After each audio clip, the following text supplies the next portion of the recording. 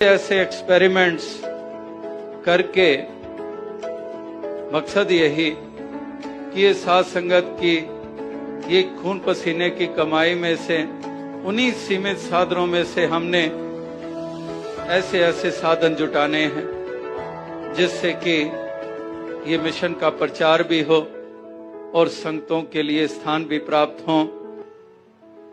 कि उनके एक ही उनको लगन होती थी, जा सत्संग में जाना, जा वर्कशॉप में जाना। मैं वर्कशॉप में चली गई, दोपहर का टाइम है, 3 बज गए हैं, खाना नहीं खाया, गर्मी का मौसम है।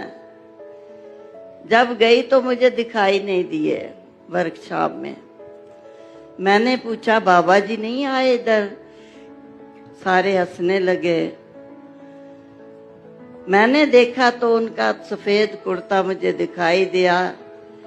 झाँक के देखा तो गाड़ी के नीचे लेटे हुए, गाड़ी ठीक कर रहे हैं।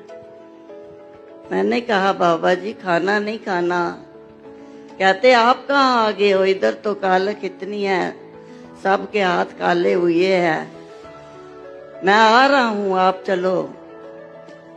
तो साध संगत ऐसे कर्म जोगी जो आप कर्म कर कर सबको बताना और साथ साथ कहना,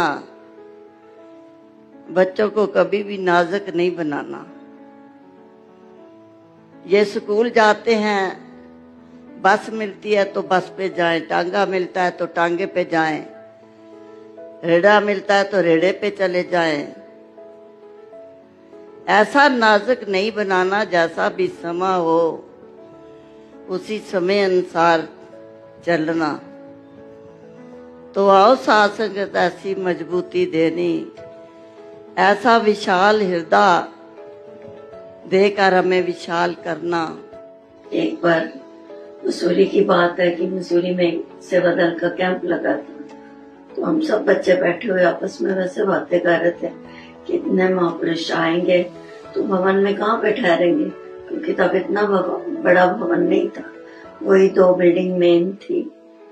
तो बाबा जी सुन रहे थे, एकदम रूम में आ गए, बोला कि आपके घर में महापुरुष आ रहे हैं, सब अपने अपने बिस्तर खाली करके दो उनको, और खुद सारे बच्चे एक रूम में फर्शी बिस्तर लगा के सब वहाँ पे सो, और सब संतों को वो जगह दो।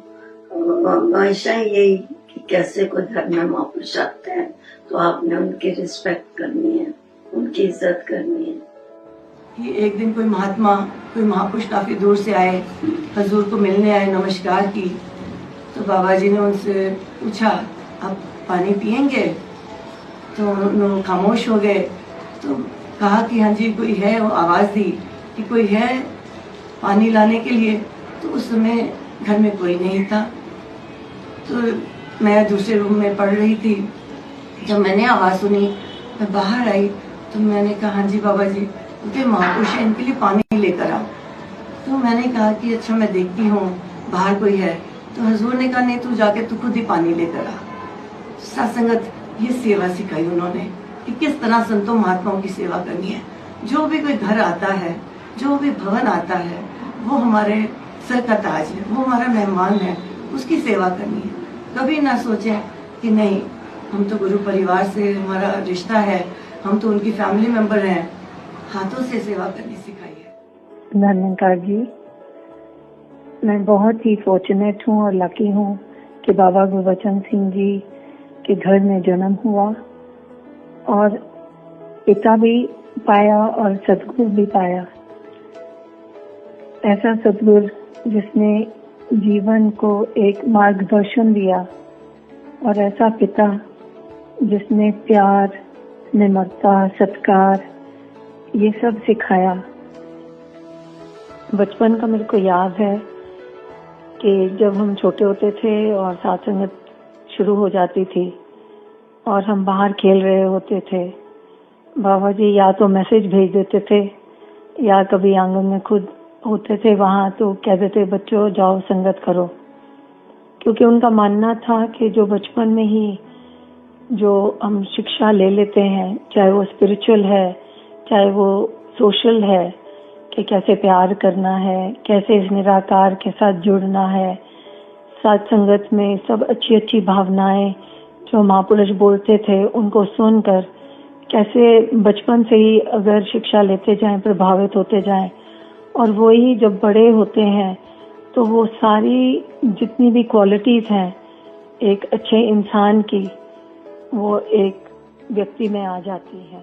हम जब छोटे होते थे तो तब ये मीडिया, इंटरनेट ये कुछ भी नहीं था, तो भी ऐसा जरिया नहीं था कि किस प्रकार इस मिशन का अदर देन समागम कैसे प्रचार हो सके।